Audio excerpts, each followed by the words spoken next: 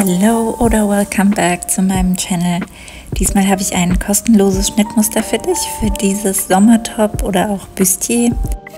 Den Link zum Schnittmuster findest du unter diesem Video und dann können wir auch schon beginnen. Du hast dann die Wahl zwischen einem A0-Schnitt und einem A4-Schnitt. Hier nutze ich den A4-Schnitt, den kannst du dir ausdrucken und dann an den Pfeilen zusammenkleben.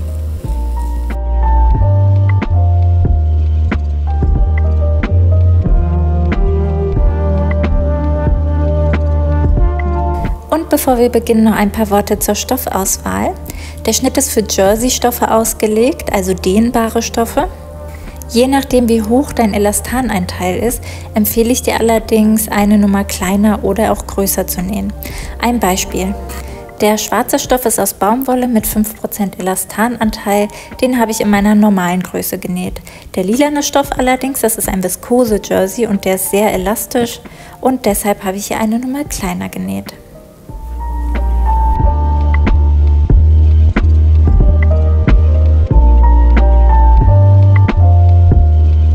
Dann lass uns gleich loslegen. Hier siehst du jetzt das ausgeschnittene Schnittmuster. Schneide das Vorder- und das Rückteil zweimal zu und die Träger viermal.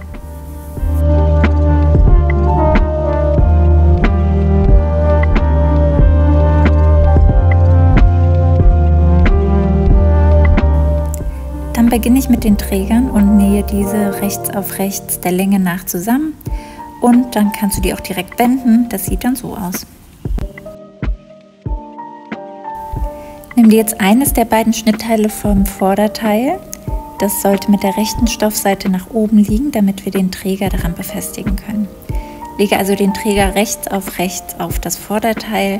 Für die richtige Positionierung kannst du dich an den Knipsen orientieren, die solltest du vom Schnittmuster übernommen haben.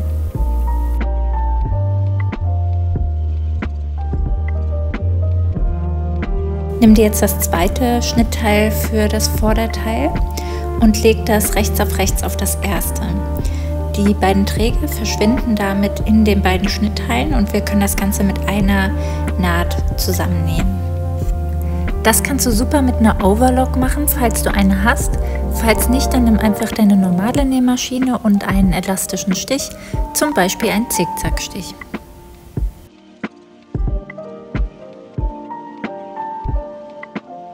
Verhindern, dass sich die zweite Lage des Oberteils, also das Futter, nach außen wölbt, steppe ich das Futter jetzt an der Nahtzugabe fest.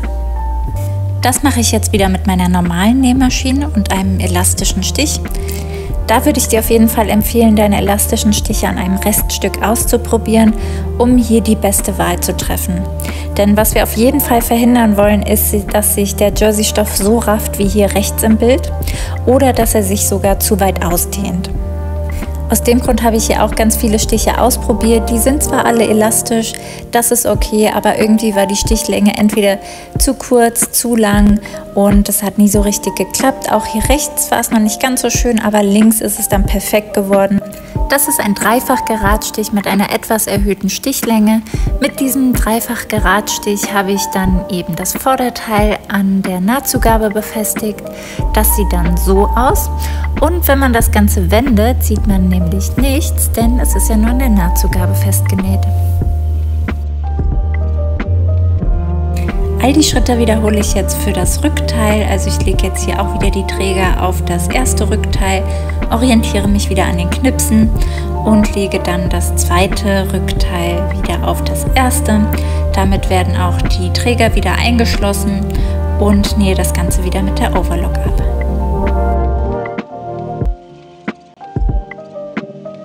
Damit sich die Naht nicht lockert, verknote ich die Enden. Das Ganze wird gleich sowieso übernäht, aber dann haben wir es schon mal gesichert. Auch beim Rückteil das gleiche wie beim Vorderteil. Wir wenden das Ganze und jetzt wird das Futter vom Rückteil auch wieder an die Nahtzugabe gesteppt.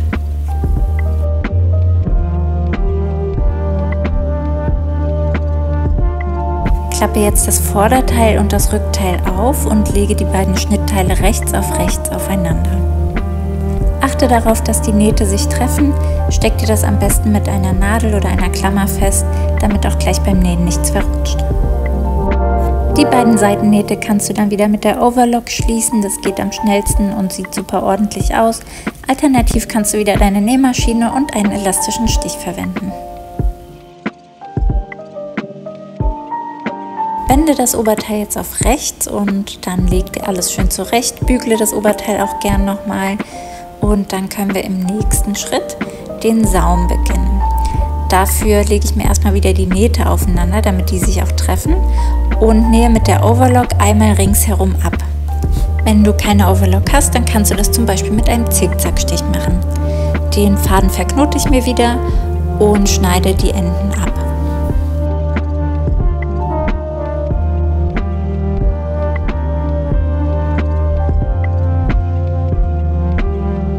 Jetzt nähen wir den Saum mit einer Zwillingsnadel.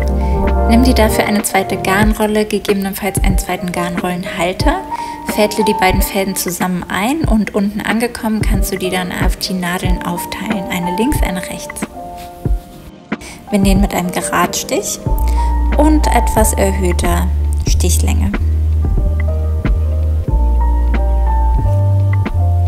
Teste den Stich am besten wieder an einem Reststück, aber sobald alles passt, kannst du den Saum umschlagen und mit der Zwillingsnadel abnähen. Achte darauf, dass du etwas langsamer nähst, damit du deine Nähmaschine nicht überforderst. Und du wirst sehen, der Saum mit der Zwillingsnadel sieht richtig schön und ordentlich aus. Das hat dann eine Art Coverlock-Optik, aber eben mit der Nähmaschine genäht.